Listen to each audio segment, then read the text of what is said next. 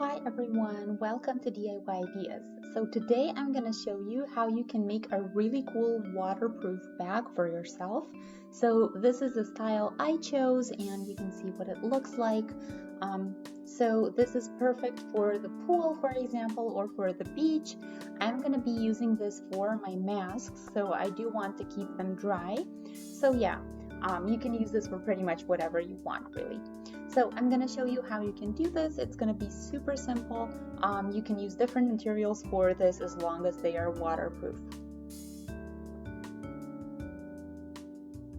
So for this project, you're going to need a waterproof piece of fabric or something that looks like fabric. So in my case, I took one of those foils that you basically put over your table outside in your garden or something like that. So this is what I have, the transparent version.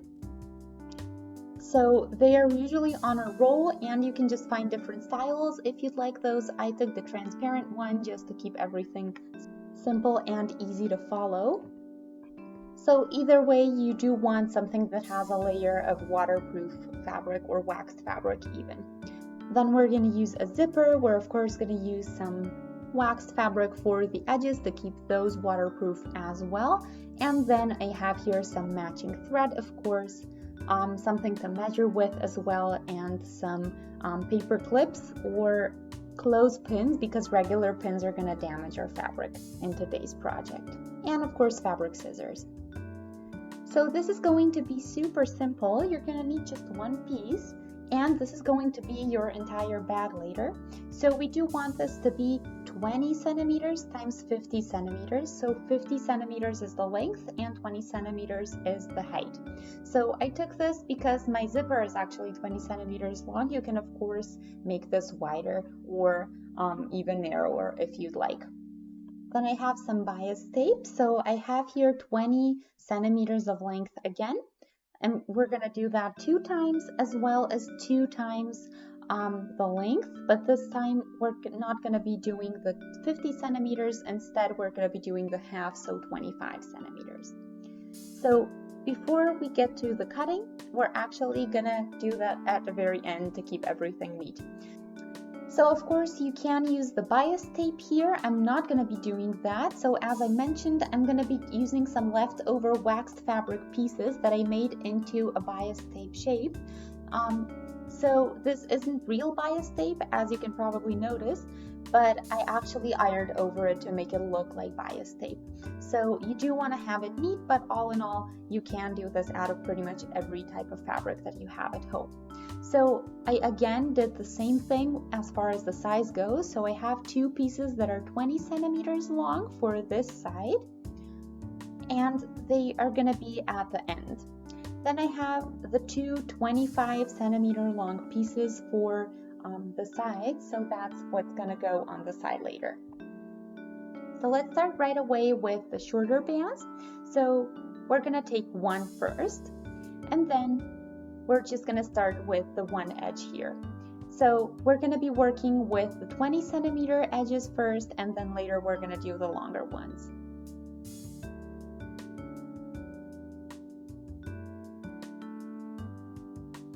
There we go.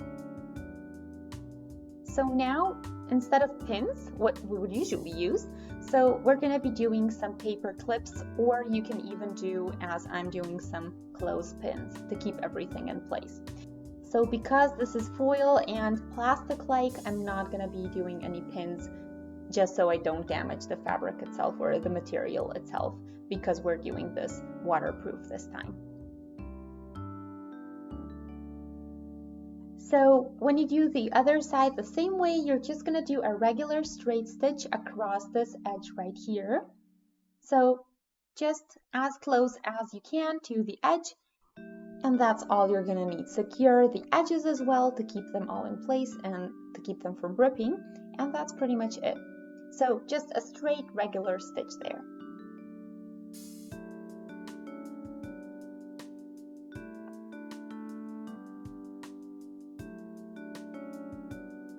So here are my edges now, the smaller ones, and now we can do the zipper already. So we're not going to be doing it pretty side on pretty side, but instead we're doing it behind the fabric that we just did. And then you can again just take your clothespins or paper clips or whatever you have to keep it all in place. So you do want a little bit of room in here when you pin these. Just make sure when you stitch over them that you have a little bit of room there between the fabric and the plastic and the zipper itself.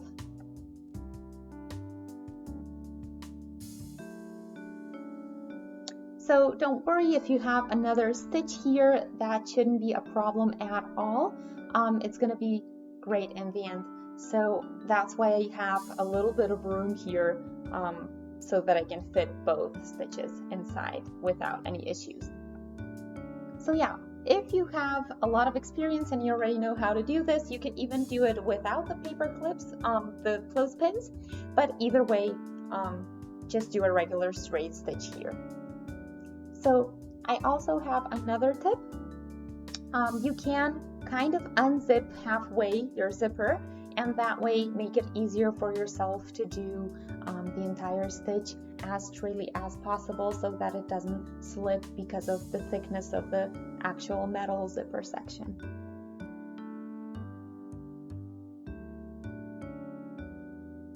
So yeah, if you begin here from the end, you can actually just pull away the metal section to keep it out of your way.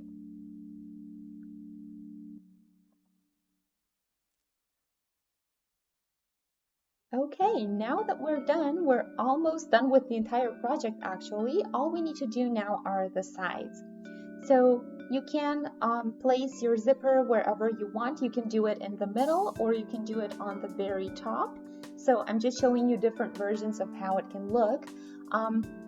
This is of course completely up to you, but I decided to do it kind of on one side a little bit more than in the middle, but I am not doing it on the very top.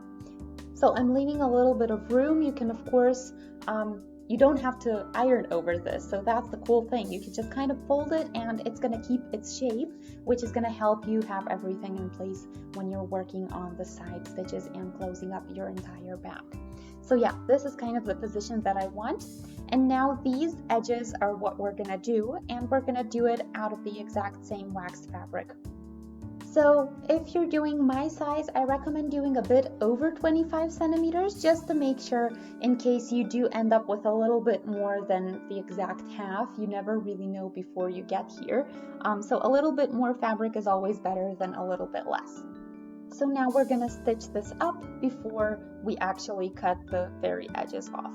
You can of course do kind of like a fold on the bottom. I'm going to show you so that you can see, but that's a really neat way to keep everything looking good when you're finished without having to cut it off.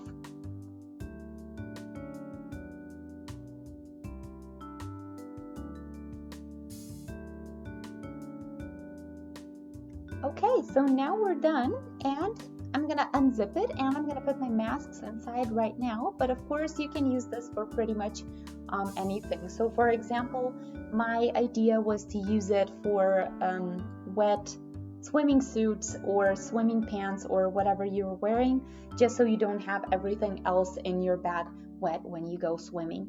Of course, there are many different things you can do with this. The cool thing is that it is waterproof, so you can take advantage of that, but you can of course use it as a regular little bag and storage unit.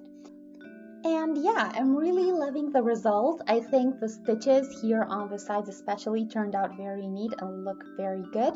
Of course, you can additionally decorate your piece if you'd like to, so you can do something on the foil itself, or what I'm thinking of is doing like a little decorative band here on top in this pink maybe, or maybe not. So this is completely optional and up to you and whatever you have at home. So I hope you guys enjoyed. Feel free to shoot a thumbs up if you did to let us know. If you'd like to stay updated with our other projects, you can of course click on the subscribe button and always stay updated with everything we do. So thanks for watching DIY Ideas. I'll see you next time. Bye!